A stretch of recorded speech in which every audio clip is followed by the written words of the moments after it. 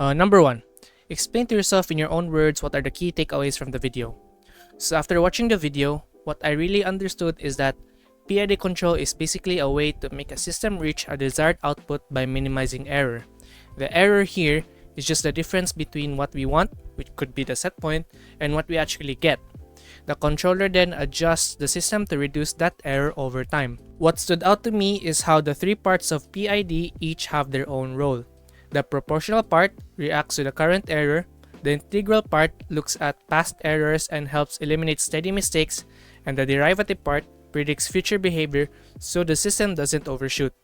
When combined, they create a more stable and accurate response.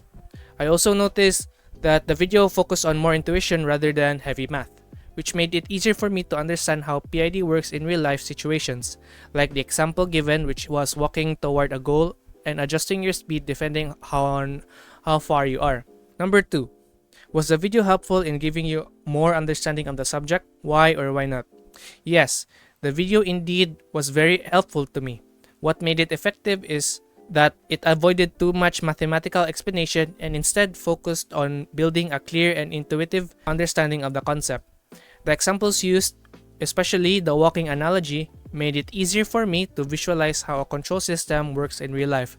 Instead of just seeing formulas, I was able to understand how the controller thinks and reacts to error. Although I think one limitation is that it doesn't go deeply into how to actually compute for the PID parameters.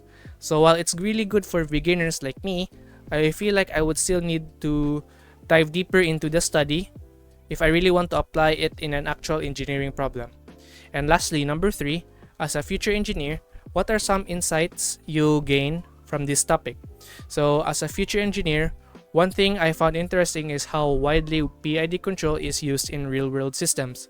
The video mentioned that it is one of the most common types of feedback controllers, which means this is something I will definitely encounter in my ECE field.